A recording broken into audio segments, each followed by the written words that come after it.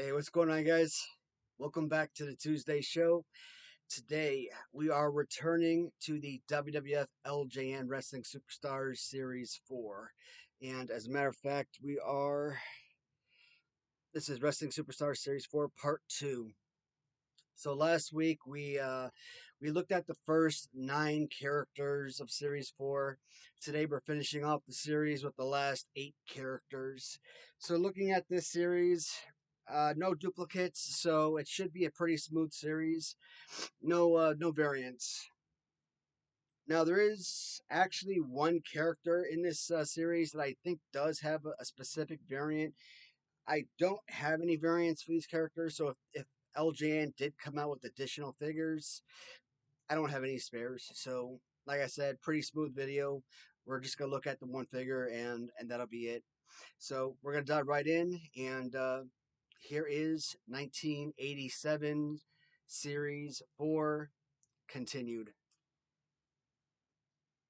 First figure we're looking at is the Ugandan giant Kamala. Now here is the thing that I absolutely love about Kamala.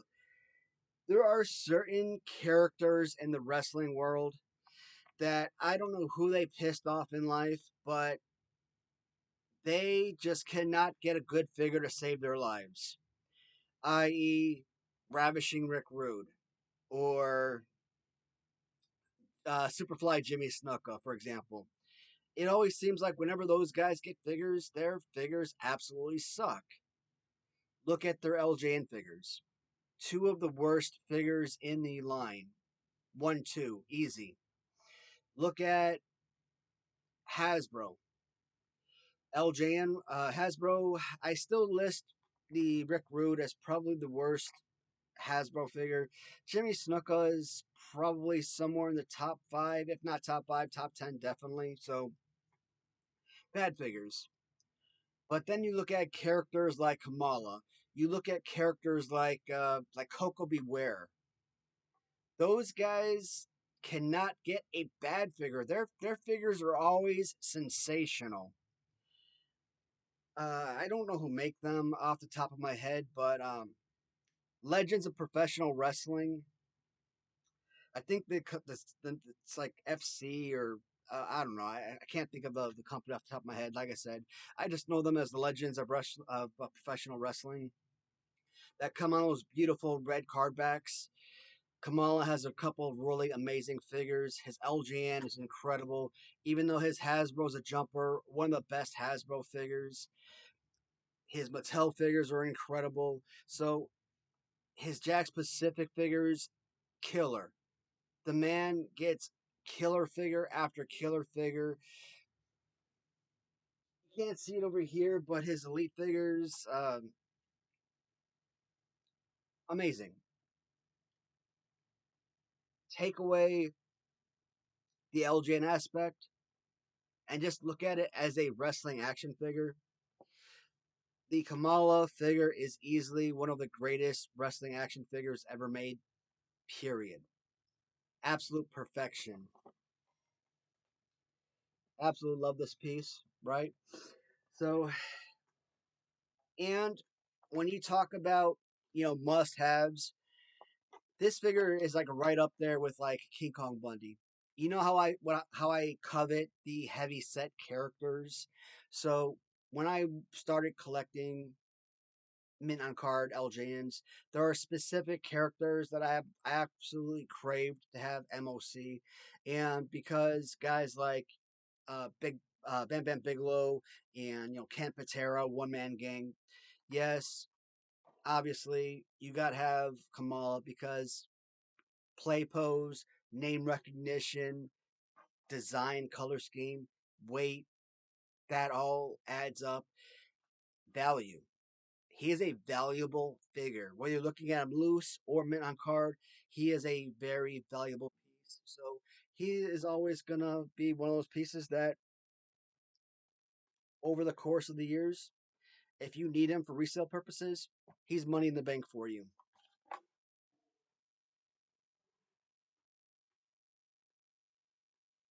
Whenever I do my countdown of action figures, way back when, 3 years ago, when I did my countdown, I listed Kamala as my number four favorite LJN figure. And because I've always gone off that list, I've always stated Kamala at number four. But when you actually go back and you watch any of the my favorite LJN tournaments, tournament number one, finalist, one of the last or semifinalist, one of the last four standing. Um, Lost to Big John Studd in the semifinals, but the second time I did the tournament, he defeated Big John Studd in semifinals, and it was one of the last two. I think the second time around there was three people remaining, so he was a finalist the second tournament. I forgot where he was in the third tournament I just completed a few months ago, but one of the premier figures. Okay, I have what 320 figures, and I think I've acquired new figures since then. So that 320 I had in my last tournament, that number is probably like 330, 335 or so. I don't know how many I have now, but I've gone up since. Still one of the single greatest pieces of my collection, absolutely. And the design of it is incredible. And like I said, this is a character I grew up watching and coveting, but he was always one of the most annoying characters as well. Annoying but funny at the same time. I never knew how to feel about Kamala. It's like, do you love the character or do you hate him? Oh my god. Like, he was this big bad guy that you love to watch, but right at the end, whenever he got ready to pin someone, that whole doing the belly flop, and then when the person's like flat on their back, and then he basically pins them like so, and then kind of holds up their foot to pin them, and then he continuously spins them over to pin them, and then he still has them on their stomach, and I'm like, why? That was always so annoying. As a kid, you watch that, it's like, stop it. But at the same time, you as a kid, you still laughed at it. So like, it's like you didn't know how to feel about it. Did you hate it or did you love it? Were you indifferent? It's like, what do I always say? It kind of reminds you of like Fran Drescher's voice. You're either in love with her voice or you absolutely hate it. It's the most annoying voice in the world.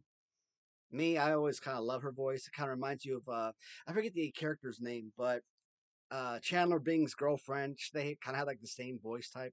But I've always loved the voice, but that's a different conversation, right?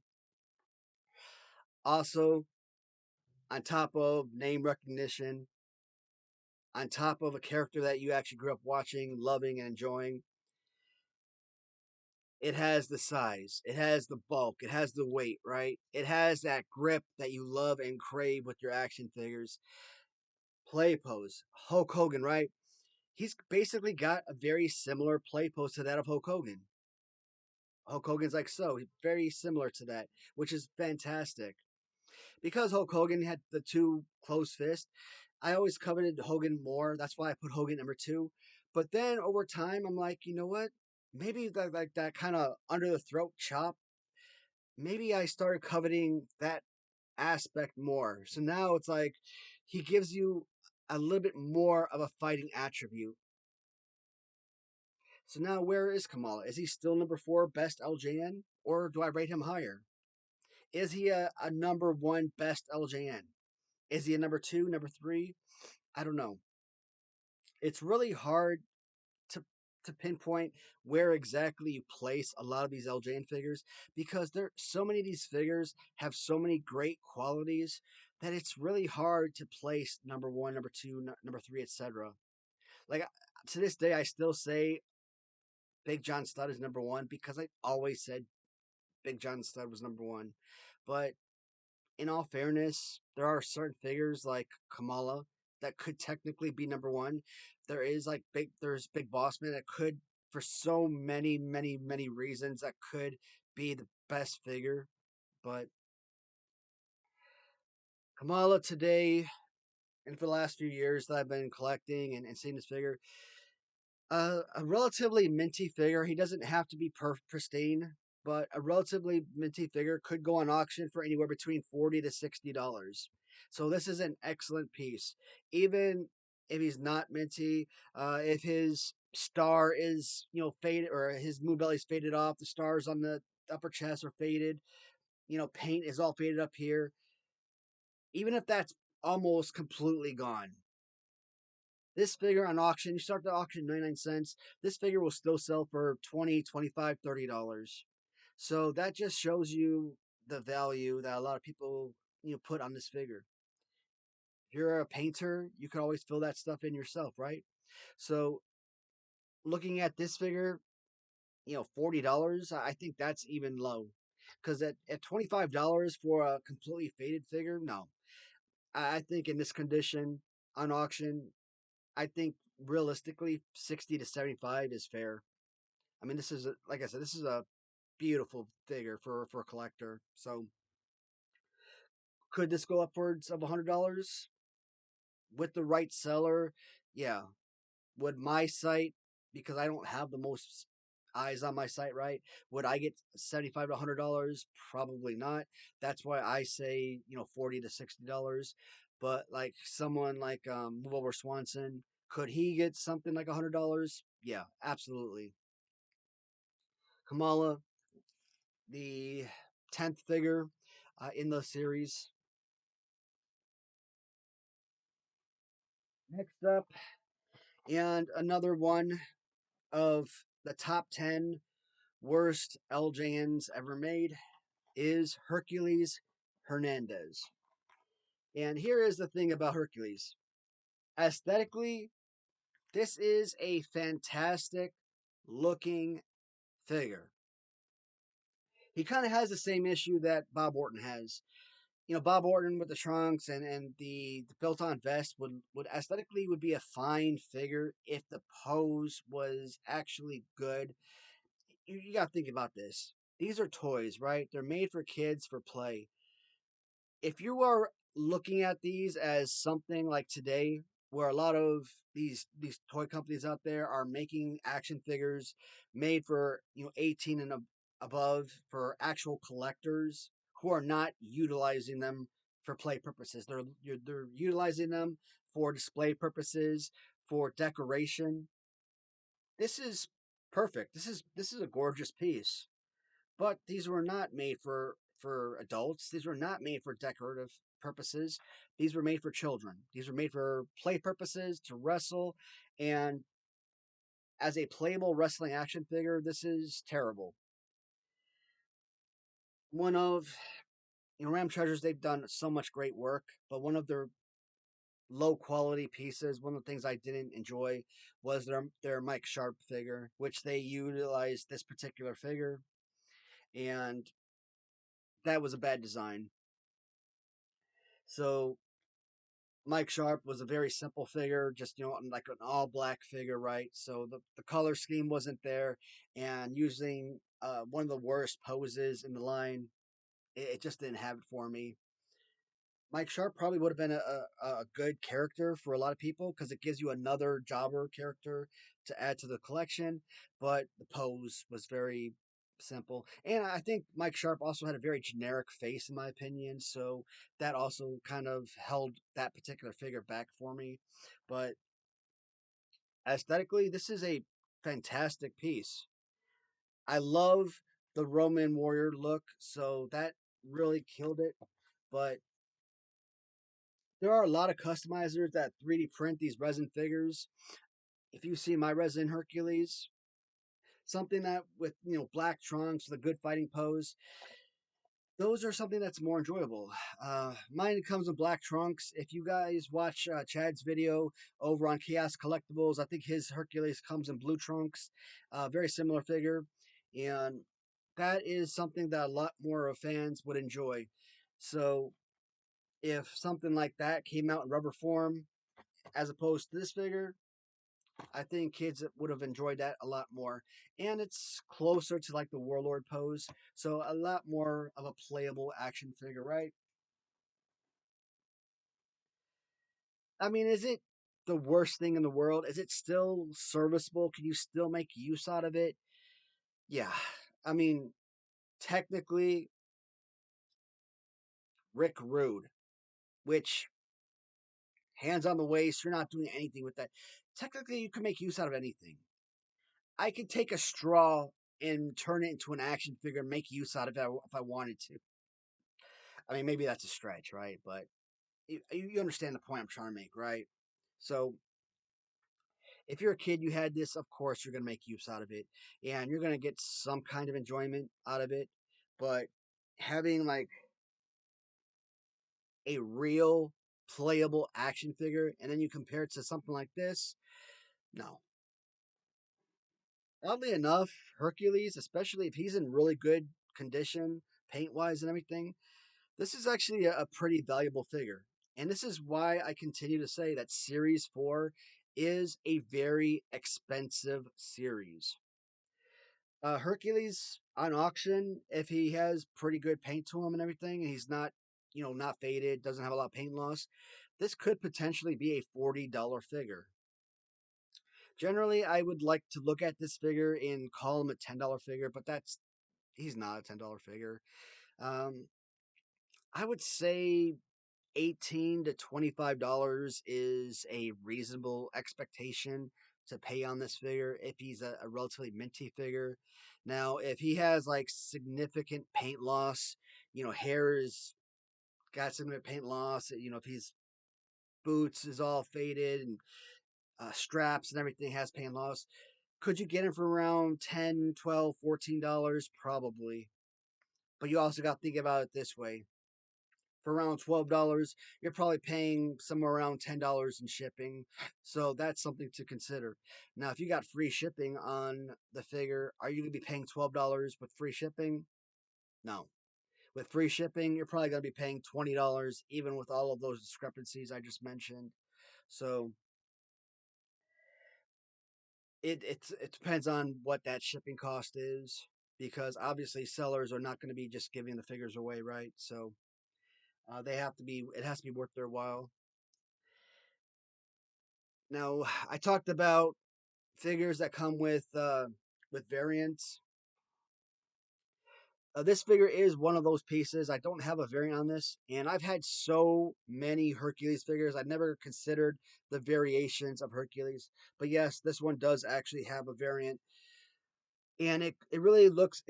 Yeah, I have to pay attention to the buckles up here and the chest plate. So this one is like really, I guess, thick buckles.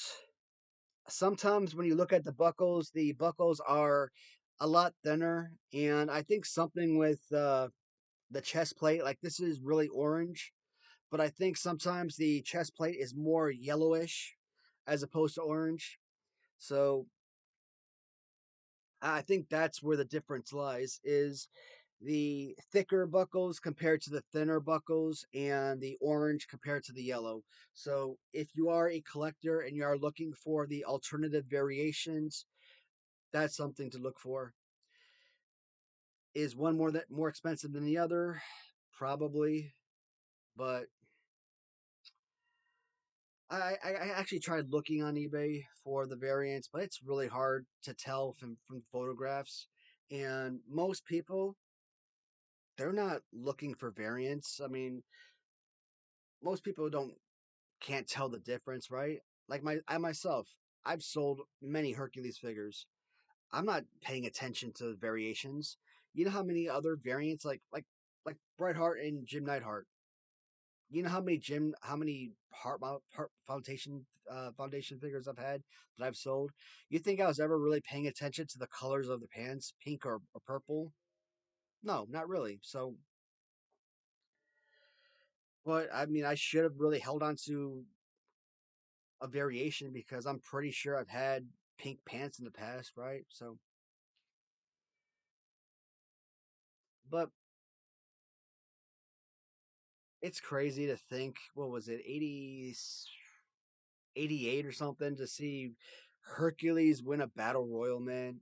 How does Hercules win a battle royal? A man that's in the same battle royal with like Hulk Hogan and Andre the Giant. Andre the Giant's like a winner of like, what was it, like 7 different battle royals over the course of his career. Funny story. I think Andre the Giant was actually slated to win the 1991 Royal Rumble. Andre was, and for whatever reason, that was scrapped, which I actually think was better because I think Hulk Hogan was more deserving to be a two-time champion, repeat champion. Oh, I mean, if you think of Andre in the late '80s, health-wise, where he was, I mean, he wasn't mobile, he wasn't doing anything. So giving him one last hurrah to win a Royal Rumble, I think would have been a real slap in the face. I think that's like Vince McMahon winning the 1999 Royal Rumble. So I'm glad that that didn't happen. So Hogan was already your superstar. Thank God he was the appropriate winner. And next up, we've got His Majesty King Harley Race.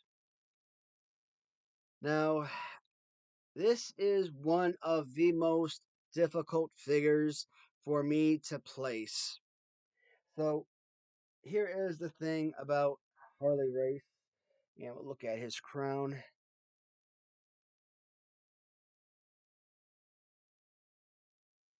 So crown itself, especially original crown, shoot man, original crown could probably go for close to $100. I mean, people ask like ridiculous prices for the crown, but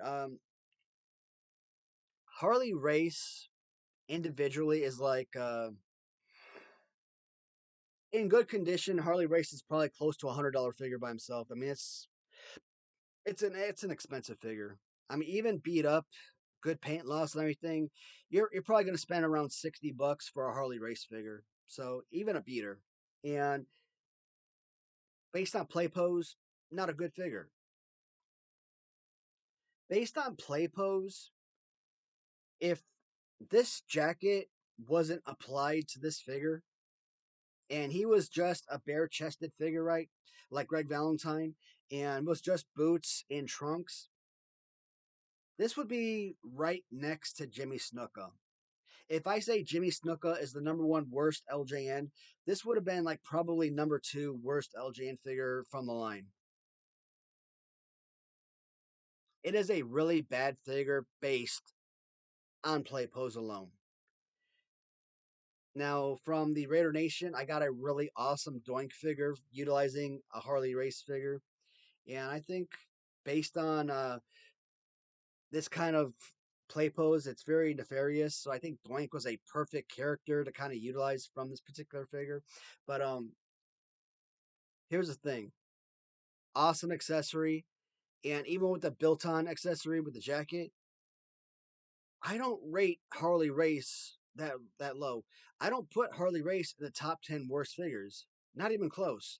In fact, when it comes to LJN rating, I think Harley Race, if I were to put him, do my countdown, hey, this is my top 10 best, my top 20, top 30, Harley Race would probably be in my 40 to, top 40 to 50 rating somewhere. So you think 75, 72, 75, 80, however many LJN figures there are, you think, okay, somewhere in the 40, 45 range. I mean, that's a pretty adequate rating, somewhere mid level. For such a bad figure, bad play pose, how could I rate him as high as I do? He is literally saved by this awesome aesthetic look. So, yes, I crave play pose above all else. For an action figure, that is the number one thing I gravitate for towards. And as long as the figure has a good play pose, I kind of feel like it makes everything else fall in line. But aesthetically, if the overall look is fine, it really makes a huge difference. Now, I didn't watch Harley Race growing up in the WWF. Now, my knowledge of him is more of a manager type in WCW. So, kind of seeing him as this type. Now, I did get obviously the big rubber guys with the much more younger version, and from Mark Hackenberg, Hack 316 on eBay. I also got a much younger version, kind of like AWA era younger version of Harley Race, and that was pretty freaking awesome. And you actually go back and you watch these or younger version videos of that era Harley Race, pretty incredible. Kind of seeing like a very crazy young Ric Flair and Harley Race, and these younger versions of like Bruno Sammartino, right? These guys that you're seeing in, um, or like Bockwinkel and Rashke, right? And guys like that. That's freaking awesome. I love seeing those era young those guys because it gives you a different generation. So gives you a different thing that you've seen, like it predates your birthright. And I mean, I've been familiar with him, not really, but like I said, my interpretation of Harley Race is WCW manager type, but getting him as LJN from WWF. And I did see some of him because you do kind of see him later on in like my Coliseum tapes and whatnot. And I think I see him in like no, he wasn't in the Royal Rumble. Like some of these guys I seen like Battle Royals and stuff. It kind of like rehashes some old memories. I'm like, okay, yeah, you know what? I do remember these guys now because I remember those tapes. And it kind of like switches that light bulb on. So Harley Race, like I said, even though some of these figures may not be Series 6, which may not be your super crazy multiple hundreds of dollars figures, they are still in the higher echelon price range. You got guys like the Heart Foundation that's going to be in the 100, 125, 150, $200 range for a single figure. But then you get guys like Harley Race that's going to be up there 60 to $100 price range. So you throw in the accessory, you can go 100, 125, $150, especially if it's a more of a minty figure. Harley Race, still an excellent piece. I'm trying to think which one I actually like better. I think the even the big rubber guys. What I didn't like about the younger version from Big Rubber Guys is I think they basically put him in a very similar play post to this. I would have liked it if they actually changed things up and made it their own unique figure as opposed to copying what LJN did. So kudos to them to creating their own Harley Race in a younger version, but I don't want to say shame on them, but shame on them for imitating this. Like I said, I would have preferred they made their own figure. Well, they did make their own figure, but you know what I mean. Harley Race, and oh, you know what I forgot to do? Stupid me. How do I forget the darn carded figure? Harley Race MOC. It's like the first thing I'm supposed to do.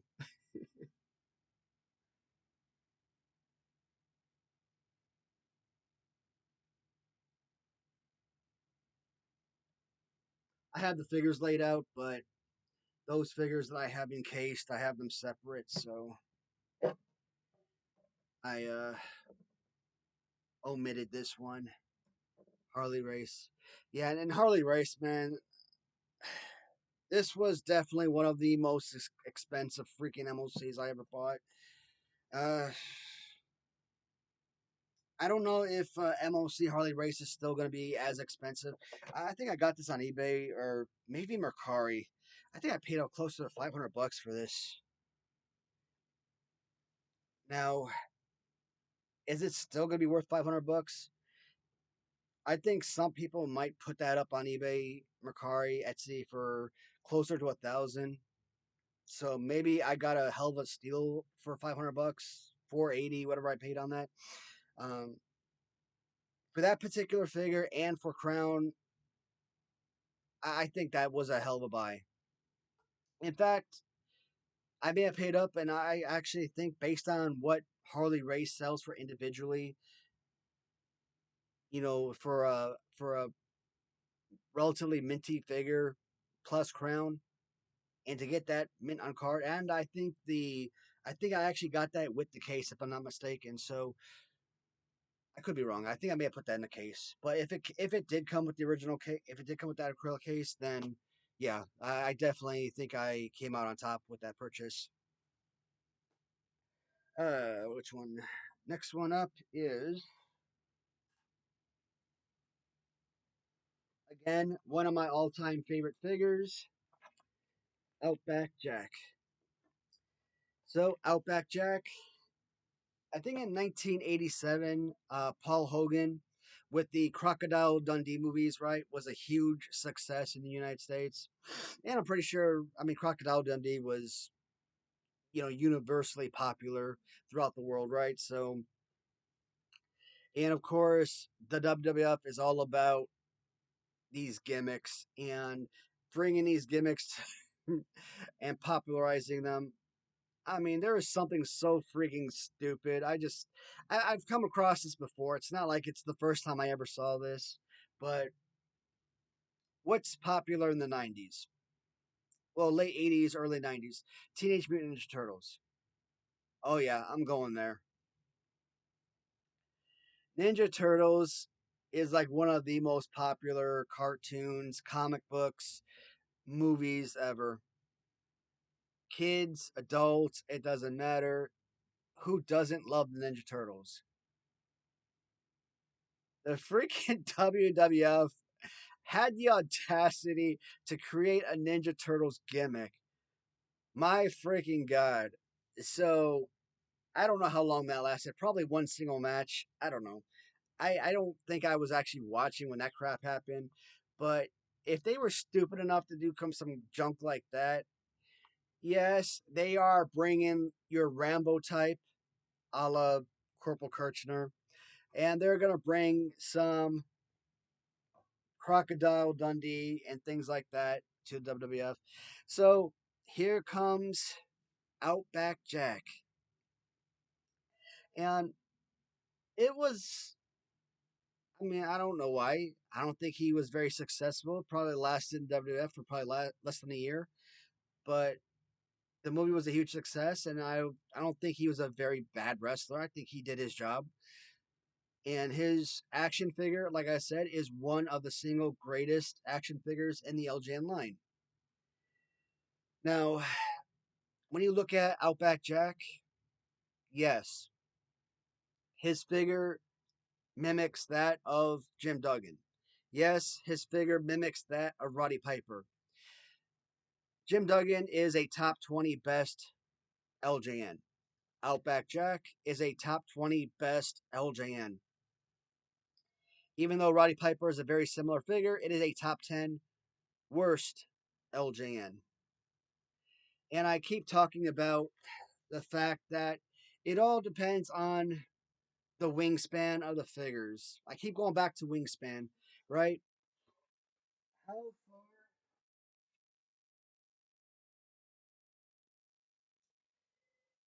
Hmm.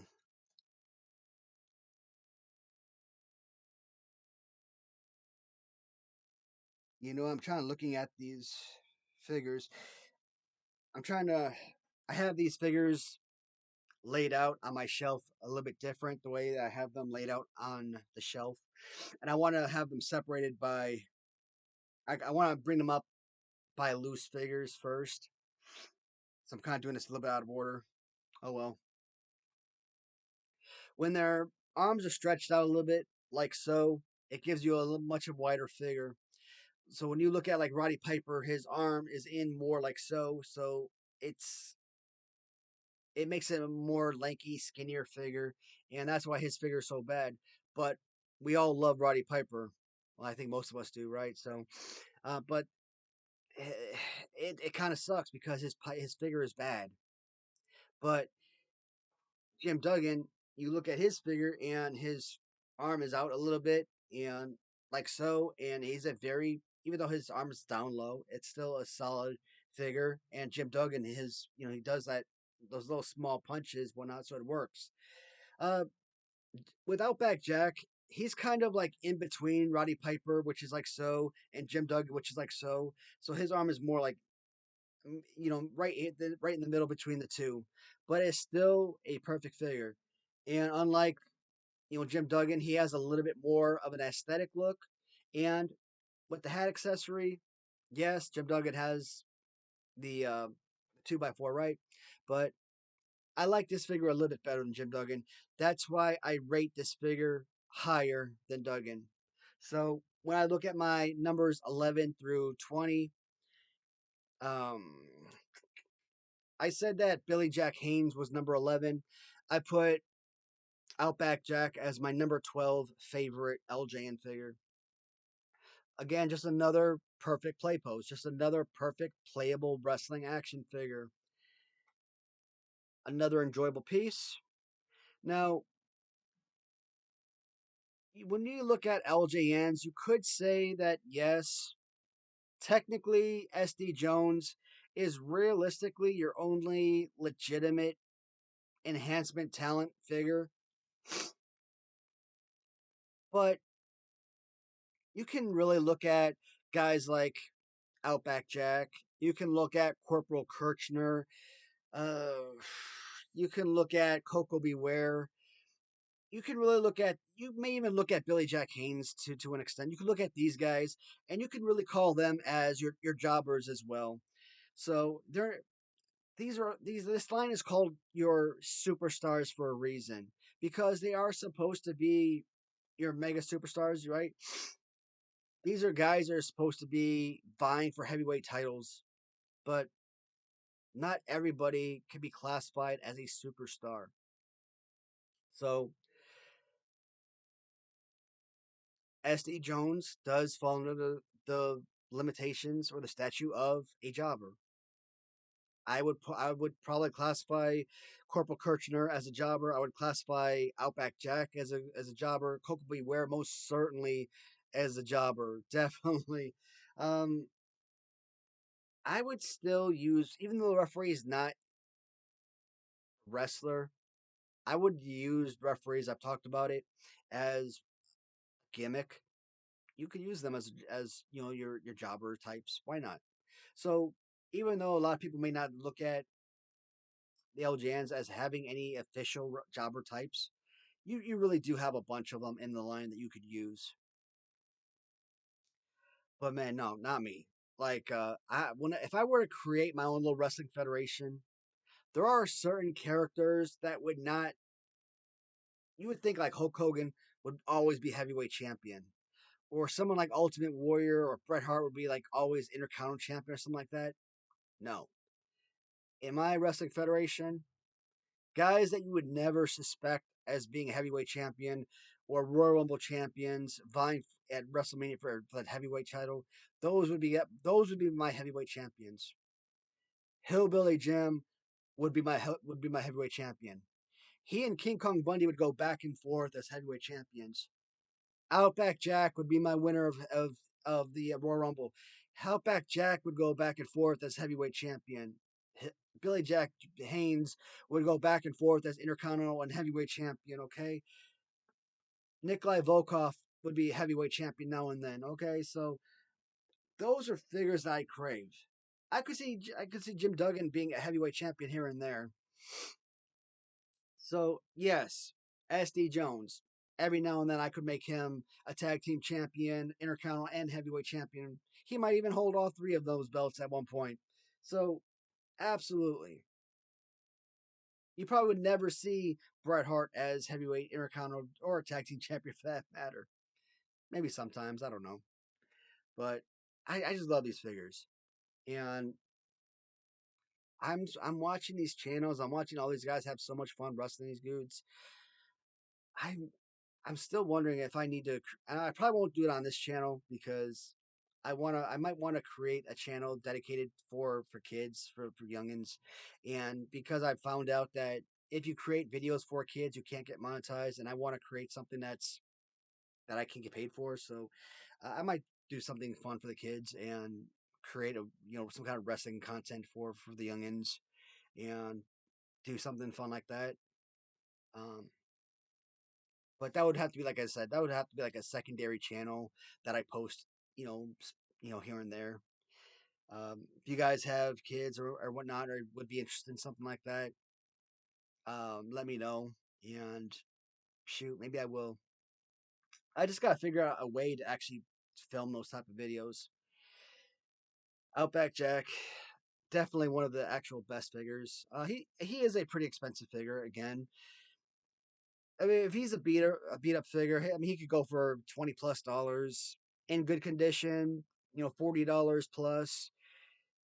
Minty, I would say upwards of 60. I mean, there was a point where I was buying when I first started buying this figure, he was going for like $80, and I'm like, dang, it was driving me nuts because when I was first acquiring these figures, he was always going for like $80+. Him and Billy Jack Haynes, 80 plus, $100+ We're talking without accessory. This was like 2022, 2021, yeah, around 2021, 2022, and I could not get the darn figures ever. It was driving me insane. Today, the price probably is not there, but you're still looking at $20 for a beater, around $30-$40 for a good figure. With accessory, you're looking at anywhere between $60 to $75, but it could get up to $100 for a good figure. Absolutely.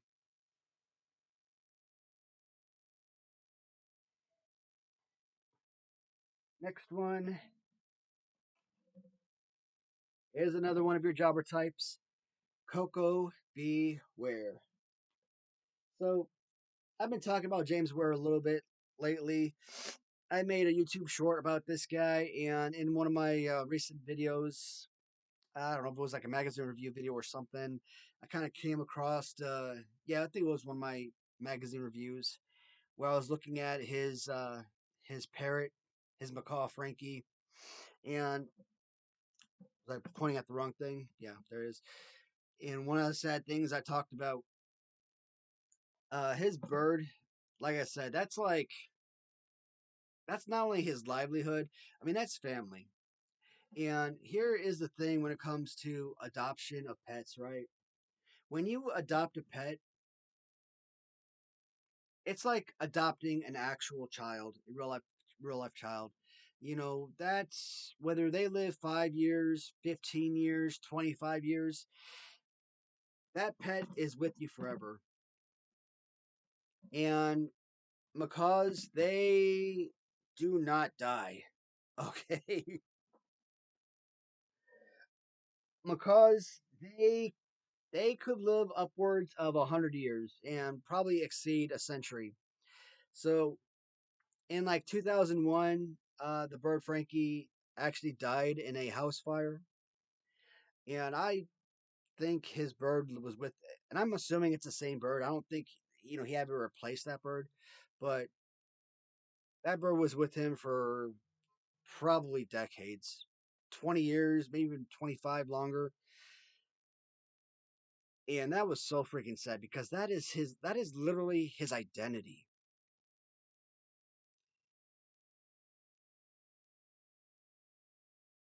Mm.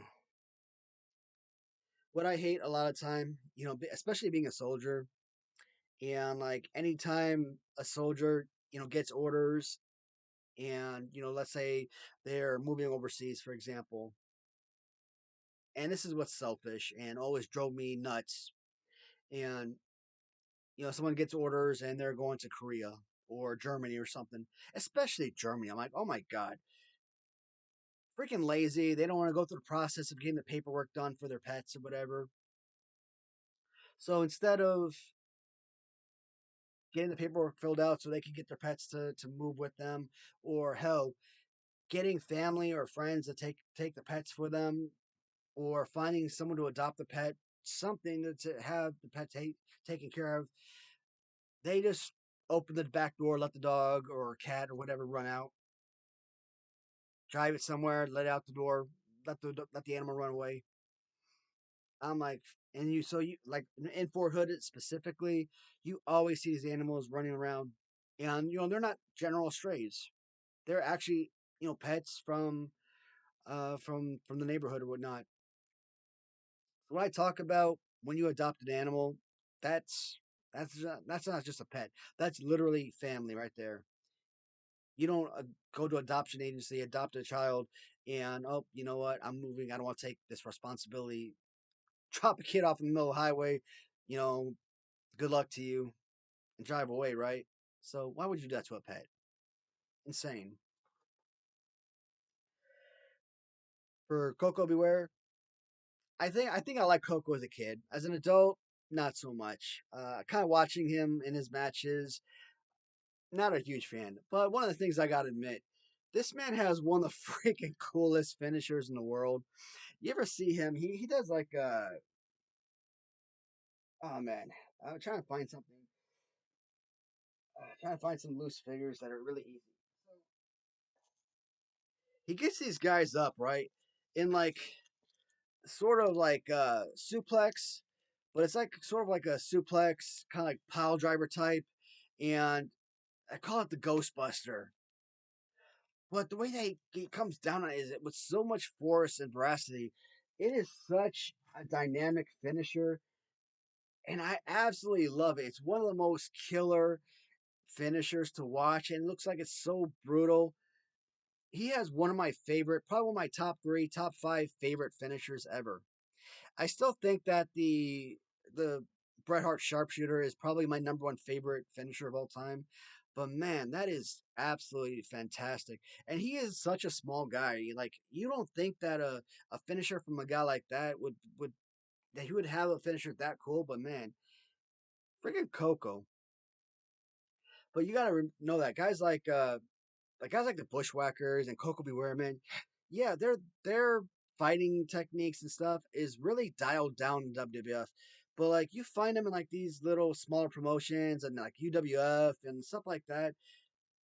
Watch their matches. Their stuff is awesome. um, and his LJN, like I said, I love his LJN figure. Now, it is kind of funky because of the way that his hands are decked out, and I think that is the biggest issue that a lot of fans have with this figure. Now, because of the way that the bird has to sit on his hands, it obviously makes sense. It's like Terry Funk, right? Because the arm is like way back there. Without the accessory, it sucks. You throw that branding iron in his hand, and you know what? All of a sudden, that pose makes sense. But mm, ooh, gotta stretch out my arm. That's the hurt shoulder. Anyways, but the overall look and design of the figure is absolutely incredible. And you know what? You can still pretend to kind of throw punches and stuff. This is still a very playable, fun figure, even with the funky hands. Aesthetically, looks great. Love the overall look and design. I have a couple of really awesome Koko Beware customs. Love them. Incredible pieces. And again, Coco, from a value standpoint, if you got a Koko Beware, another figure that's money in the bank for you. For a collector, still one of the most expensive figures to pick up, however. The bird, the bird's expensive. Even the bird by himself, custom, you could buy a custom bird. Custom bird is going to set you back about $40. That's for a custom. 40 bucks. Try buying an original bird. You're probably looking at about $100 for a cut for an original Frankie, sometimes close to it. So you get Koko Beware, beat up condition, depending on seller. If it's a new seller that doesn't have a lot of eyes on their page, you might get a beater for around 20 bucks ish, 25. If it's like I said, like a Andrew Todd Martin from Maple Toys or an Andrew Sable from Move Over Swanson, guys like that that have like over 1,000 watchers and stuff, 1,000 watchers, 1,000 followers, you're probably for a good condition figure, you're probably gonna get 60, 75, $100 for a great condition, near mint figure. You throw in an original accessory, you're probably looking at $100 to $150 for Koko Beware with accessory. One of the most priciest figures on the line. So what was it? 1990 or 91 Royal Rumble. I remember Koko B. Ware and Ted DiBiase drawing the first two slots in the Rumble. And this man did not even make it out of the first, didn't even make it to the second, or didn't make it to the third guy before he was tossed out. I'm like, that's what I'm talking about. Uh, Royal Rumbles, if you're not even in that match for even 5 minutes and you're tossed out, a waste of a roster spot. And that's why, as an adult, why I've stopped being a fan of Koko B. Ware, because it's wasteful. And of course, he has like that stupid MC Hammer cargo pants, or what are the hell they call those damn pants. Uh, of course, once Owen Hart and Jim Neidhart kind of, I don't want to say broke up, but Owen Hart got injured and Jim Neidhart jumped ship. Like, I think he went to like WCW or something, and obviously you got Owen Hart, who's a much smaller guy. Who else could fit with those darn big air pants, MC Hammer type pants? Here comes Koko Beware. Put two of the smallest guys in the world, two of the smallest guys in wrestling together. High energy. I don't think that lasted long. I mean, probably a few months, but oh god. And you got the two guys around the room, around the ring flapping. Oh god. I'm pretty sure it was entertaining for the young fans, but Jesus. Owen Hart, one of the best technical wrestlers in the game, and I'm sorry, Coco, but my dude, mm-mm. Thank God Owen Hart would later become the King of Hearts, Owen Hart, because and he finally got his just due, because Owen was just younger brother Owen, right? And until he finally like started winning like King of the Ring and stuff like that, and actually got recognized as more than just Brett's little brother. Because even then, before then, he was just like I said, just like a jobber type, and until he was like formed with Jim and became the New Heart Foundation or the New Foundation, to see how that was going to work out. Really wasn't getting all of his props, even though he had been in the business, Japan, these lower promotions for like over 10 years. Studied and worked with his father, Stu, and all that. Mm. Anyways, moving on.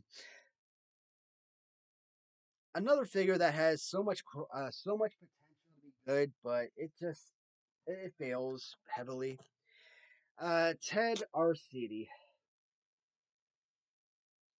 So this strong man. I mean, it's a very simple, plain figure, right? And red singlet. I don't know how I like about the whole calf socks.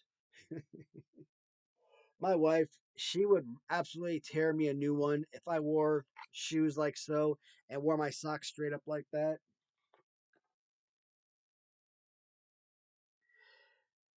You know, when in high school or even in the army, man, like whenever we had like PT in the morning and we had shorts, and I'd always have like these long socks. Okay, I didn't have like super small socks or anything.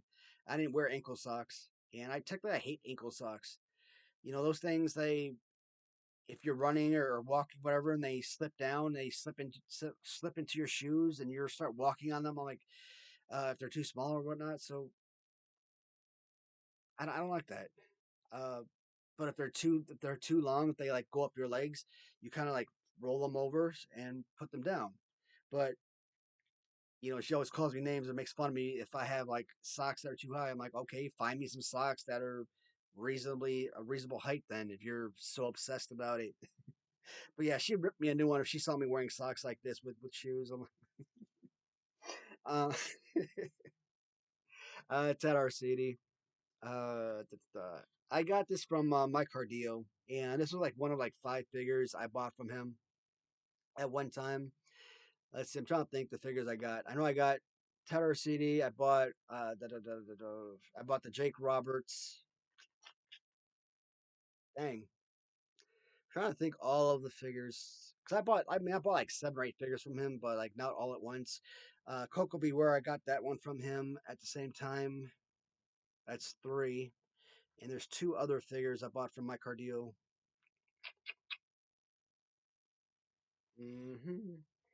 Anything in this series? And I gotta look at the shelf because now I don't remember.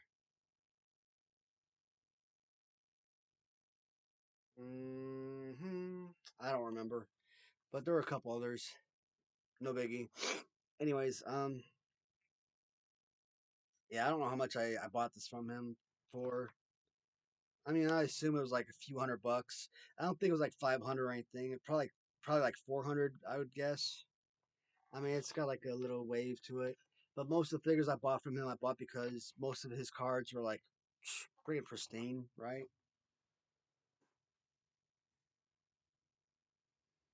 It's like Bam Bam Bigelow, and you would think with the arms, kind of like the Arn Anderson Galoob, it'd be fine. But like Ted Arcidi or Bam Bam Bigelow with the arms out, or think like Don Morocco with the arms like so, they're they're like Ric Flair Galoob. The arms down low. It's not really a fun playable figure. Not really. It's like a double DDT guy kind of guy, and that's about it. I mean, good strong chest, good solid strong hard rubber. I mean, from a rubber point, this is a freaking awesome figure, right? In that case, kind of like how King Kong Bundy is like a freaking weapon, good strong weight to it, right? You take the King Kong Bundy, you bash someone's head with it, you're gonna freaking kill someone with that figure. Ted Arcidi, I mean, you could technically really hurt someone badly with this. May not, exact the same damage to someone as a Bundy, but yeah, you could really hurt someone with this. Oh yeah, definitely. I mean, it's not perfect. I'm trying to think. My last tournament, how well did this figure do? I think he made it 2, maybe 3 rounds even. So I don't think he was a fourth rounder. I mean, hell, he may have made it 4 rounds. I don't really remember every single figure in that tournament, right? So I mean, he probably did adequately in a tournament with 320 figures. If he made it 3 rounds, I would say that's actually a pretty nice run. So the only thing I could think about with Ted Arcidi is the WrestleMania 2, where he was included in Chicago's Battle Royal, and that's about it. That's about the only memories I have. And of course, I had to go back and read that magazine. Then I had to watch the Coliseum video to actually be like, yes, I remember. I mean, I knew I saw that because I knew our family owned that WrestleMania tape, and I brought it up several times already. But the whole scene where where Big John Studd throws out the football player, the refrigerator Perry, what was his name? The refrigerator Perry, I think his name was. Um, and he's like, hey, no harm, no foul type deal, whatever. And he goes to shake his hand, and he dunks out Big John Studd. Probably the only way you're gonna throw Big John Studd out. I'm like, stupid. I hate when people do that. That's so dumb. Bad writing. You're not gonna shake a man's hand over the ropes and risk having him throw you over. Same thing Sid Vicious did with Hulk Hogan. Or Sid Justice with Hulk Hogan. And then what happens? Ric Flair comes up right behind him as Hulk Hogan's grabbing his hand, and the two of them dump Sid Justice over the ropes. I'm like, why? I'm like, stupid. Sid Justice could have probably won that one and could have been heavyweight champion at the time. So yes, I actually did know who freaking Ted Arcidi was because I remembered watching that tape, and I also saw Bruno Sammartino in that match. And I'm like, and I saw Killer Bees. I'm like, I know I've seen these guys before. Rehash some memories for me. because that tape, I've seen that tape before. We own that tape. So it was a nice being able to actually see him live. Obviously, with so many people, you're not paying attention to every single wrestler all at one time, but it gave me some kind of memories. So that was nice. Ted Arcidi, I mean, he's still a relatively not expensive, not crazy expensive, but he does have value.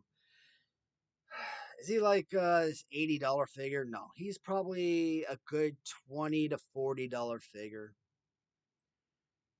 I mean, with paint loss and I mean, a good beater could probably still get you for a good 15 to $20. I mean, if he's like a good minty-ish figure, 25 to $40.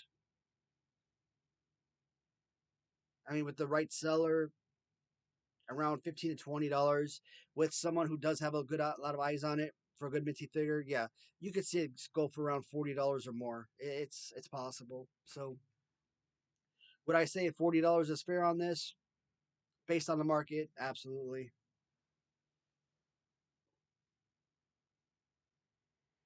Next up, Ken Patera. So at one point, I actually had Ken Patera on my list at number 10 as the number 10 worst LJN figure. Absolutely, today, nowhere even remotely close do I agree with that assertion. No. At one point, I had a hard time choosing who the 10th figure was going to be.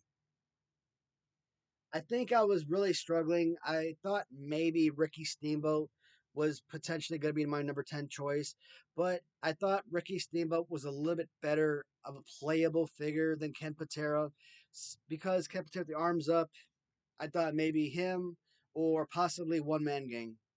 But I liked One Man Gang's his design better, so I decided to go with Ken Patera. Today, not even close. I think I think Ricky Steamboat would potentially be in the top 10, replacing Ken Patera. And here's the funny thing about that, just shortly. And when I talk about me enjoying big, bulky figures, Ken Patera is one of those figures that when I started getting my MOCs, he was one of the first figures that I was getting.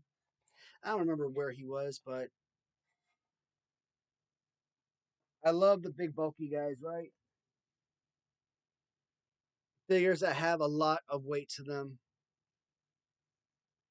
So he's got that little WWF logo on his singlet, and I'm kind of curious why they replaced the Olympics insignia with the WWF logo. So for those that may or may not have seen the just completed My Favorite LJN tournament or the year 3 My Favorite LJN tournament that I completed a few months ago, it's like 3 years ago when I initially did the top 10 my favorite or my least favorite LJNs. I had this figure at number 10, least favorite. 10th worst LGen figure. Well, that tournament obviously proved that that is severely outdated because in 320 figures, customs, originals, rubber, resin, this figure I think made it to like round 5, if I'm not mistaken. 5 out of 8 rounds. Eighth round being the last 3 figures standing, the finals. So round 5 was like what? The last 40 figures. I think round 6 was last 20 figures. Um, something like that. I don't know. So if he either was a round 5 or a round 6 figure, I don't remember. But either last 40 or last 20 standing. Now, obviously, the third time I did the tournament was a lot different than the first time, where the first couple times I just basically chose the figures as they sat on the shelf. I also changed it up because the first couple times I had original figures square off against their customs. If I had one custom or if I had 10 customs, I basically chose the best figure, based on that competition. So this figure would have gone against his custom based on this fighting pose, right? The last tournament squashed that. Everything was a random drawing, and every figure was their own unique figure. So this figure was not going to go against his custom figure that with this type pose. Um, I just randomly selected the figures out of a hat or out of a bowl, and I just chose the best figure out of that drawing, right? So nowhere would I put this figure in the top 10 worst anymore. In fact, I would probably say that this would probably be in the top, I would probably say the 30 to 40 range among my favorites nowadays. So not even 40 to 50, I'd probably say 30 to 40 range. One of my favorites. And grip is solid. And a lot you may not even like the all purple look. Even his skin tone is a little bit more purplish. I still like the figure. Oh, Macho Man, right? I may not like that with that play pose. Or Sting from Galoob. I may not like that either, right? Uh I don't know, man. But still, with the one man gang with the arms up and the Ken Patera, I get it. I still do not like that pose. You can't, as a playable wrestling action figure, you cannot do anything with that. I got it. But he is still a big, bulky figure, which I crave. But you know what? What do I say? King Kong Bundy, one of the worst play poses in the world, an unplayable figure in that sense. But he is still one of my single greatest wrestling action figures that I absolutely love to death. So I do make exceptions from time to time, and I think this is another figure where I have to make an exception. Patera is also a very valuable figure for fans. A good figure can go for $30 up to I'd say about $60. Can he go for higher up to 75? I'd say so. Keep in mind, I don't think I have to keep repeating myself, but again, depends on condition, depends on seller. And I think seller is more important than condition. I mean, this could be 100% mint right out of the package. I could put this on my site, list it for 99 cents, free shipping, and it could sell for $22. Just as an example, I don't know. I could put this on another seller site. They could list it for $15 shipping. Again, just throwing out numbers. They could start the bid at $25 and it could sell for $100. So it depends on who the seller is, how many followers they have on their account, how many eyes they have watching, right? So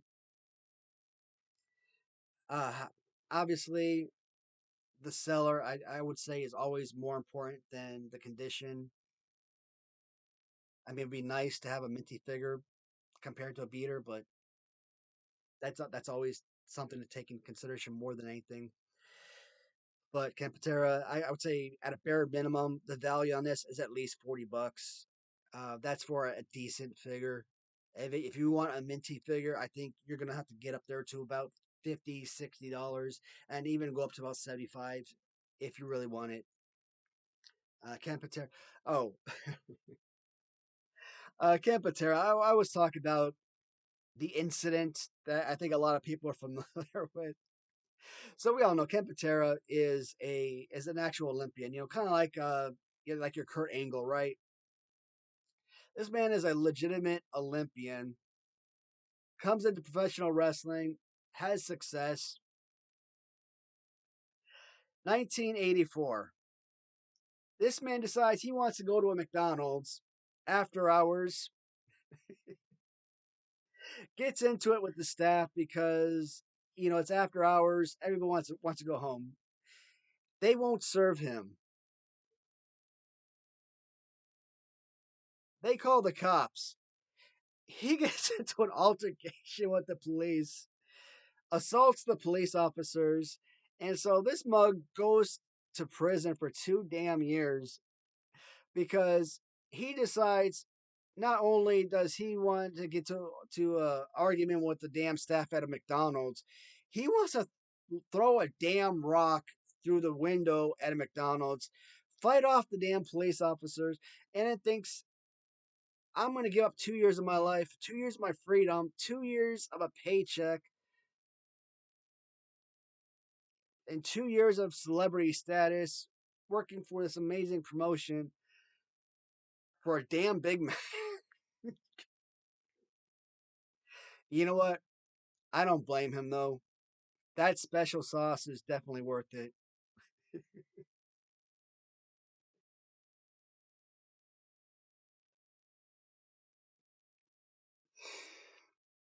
Hey, it's McDonald's, man. They got the best fries in the world. So, I mean, can anybody blame them? When hunger calls, okay? Next time, try Burger King. Damn it. Or, god damn it, go to damn Wendy's. Eat great, even late. Or is that Taco Bell? No, I think that's. Wait, is that Taco Bell or is that Wendy's? I forget. I think that's. No, I think that's Wendy's. All right. Where are we at? 8 figures? One, two, three, four, five, six. Nope, we're at 7 figures. And now we are at 8 figures. The last and final figure. The 17th figure overall from the line in Series 4. Vince McMahon. And there is something special about this particular figure. I mean, how the hell do you not spell the damn owner's name correctly? I mean, really? And how did Vince McMahon allow that to go into production, or how did he allow that to be released or distributed? That's insane. That would drive me. People spell Matthew with one T. That drives me insane. Um, how did he allow that to happen? Ugh. Here's the funny thing about the Vince McMahon figure. So, for as long as I've had this channel, I've always said that I've really enjoyed the Vince McMahon LJN. Like, I've always been a fan and actually loved this particular figure. Yet, I have always complained and said it from childhood how much I absolutely despised the WCW Ron Simmons. How did I hate Ron Simmons, Galoob, when Vince McMahon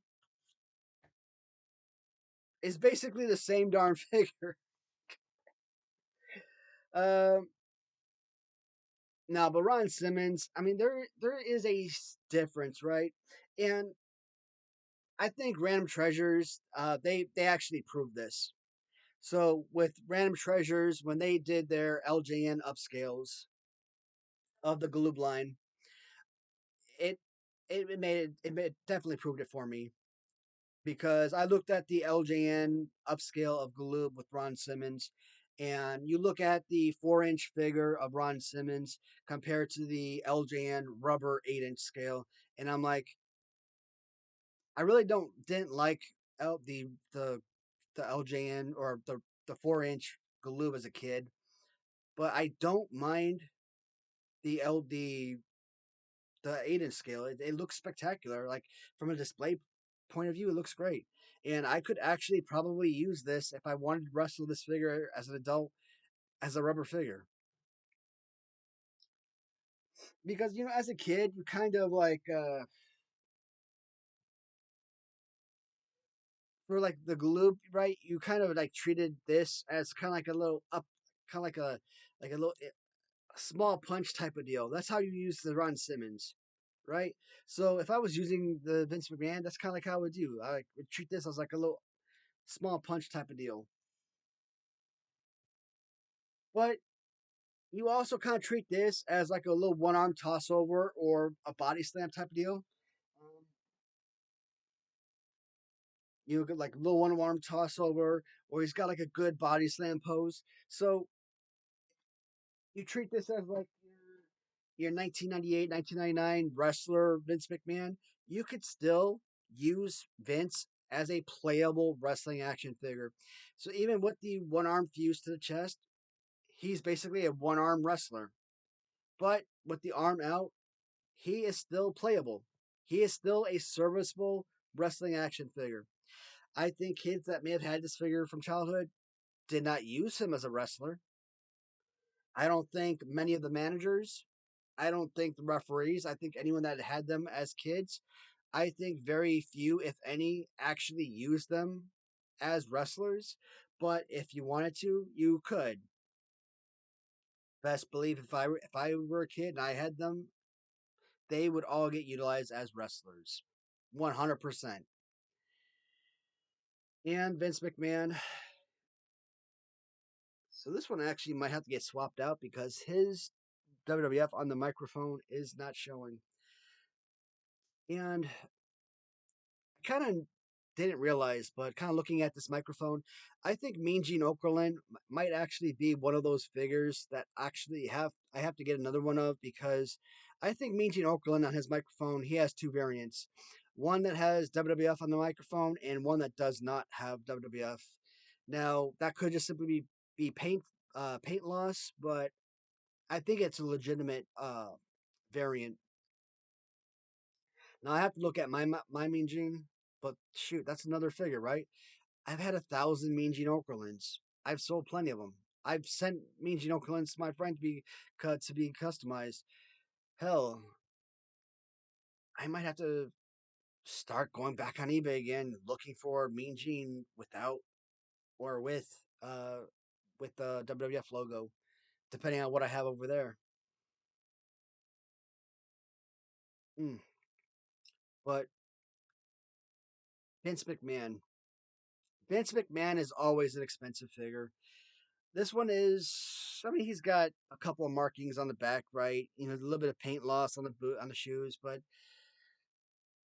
Vince McMahon, if you're buying yourself a beater, like a real beater with significant paint loss, like massive, massive paint loss, that figure is still going to cost you around $50 to $75. And the person that is buying it is only buying it so that they can repaint it and maybe resell it as a custom or maybe touch it up like so and then resell it as a restored figure. And maybe they're going to resell it for like 125. So if they bought it for 50, maybe he'll sell it for 125 with taxes and let's say they bought it for 50, taxes, shipping, maybe they paid 70. They sell it for 125, so maybe they get 105. So maybe they earn like $35 on it. That's their thinking on it. But if you try and get a figure like in this condition, you're probably looking at anywhere between 110, 125, $150. Vince McMahon is extremely expensive. And could you see events going from north of $200? Absolutely. But yeah, Vince McMahon is like the Heart Foundation.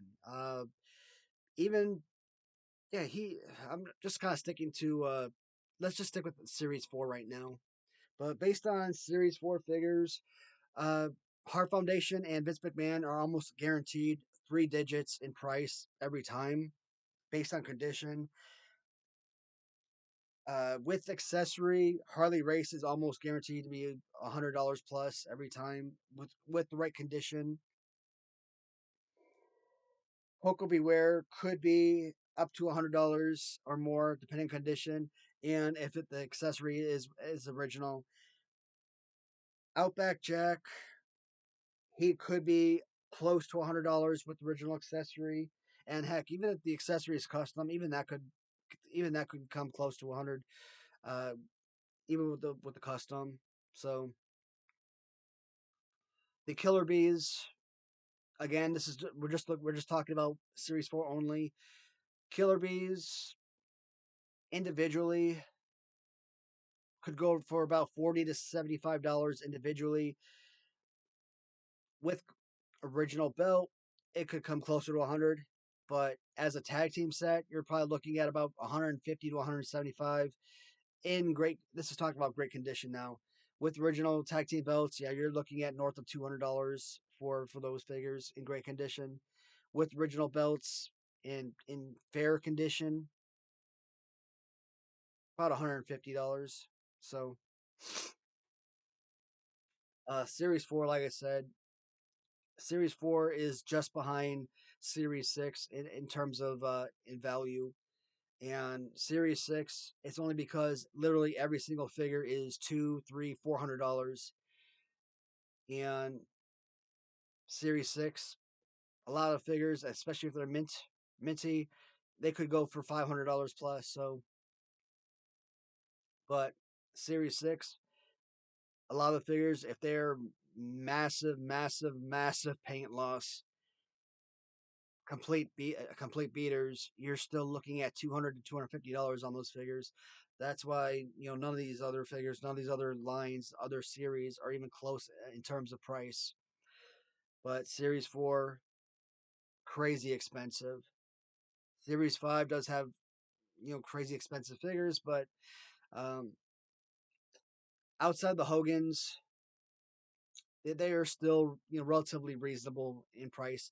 And the next couple, and I will have to. There are 12 figures in Series 5. So Bam Bam, Jim Duggan, Axe, the two Hogans, Johnny Valiant, Flick, Strike Force, the two referees, and Million Dollar Man. So 13 figures. 13 figures. I can either make. All right, guys, your opinion now. I need someone or many someone's in the comments to answer this question. 13 figures. If I make one video, it's probably going to be about an hour and 45 to 2 hours, maybe. But if it is potentially going to be an hour 45 minutes or more, are you comfortable watching an hour and 45-minute video? If the answer is yes, please let me know in the comments, because if that's the case, I will make that one video for Series 5. If not, if you prefer me to split it into two videos, also let me know that, and I will split Series 5 into 7 and 6. And that way the videos will only be like 45 minutes to an hour per video. And then Series 6, of course, will be one video, and I will come back and do like prototypes or stuff like that in one video. Following that up, I'll do the Bendy's videos. I'll do the Thumb Wrestler videos, and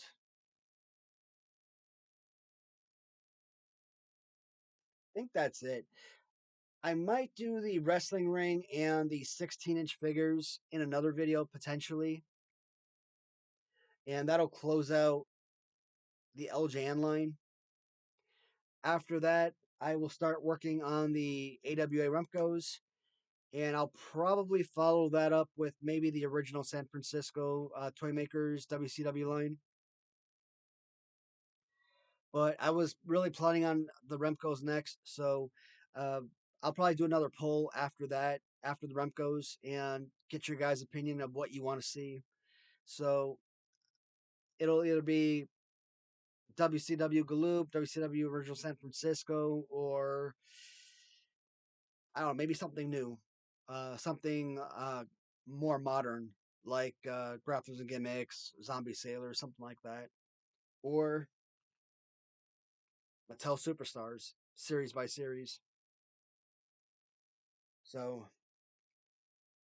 Well, if we do Mattel Superstars, I'll probably do them like 2 or 3 series at a time. I'm not gonna do like one series at a time because they're too small of a line to talk about. Only one series per week. But that is it for now, guys. As always, thank you so much for watching. Talk to you guys in the comments. I will see you in the next video. All right. Take care, everybody.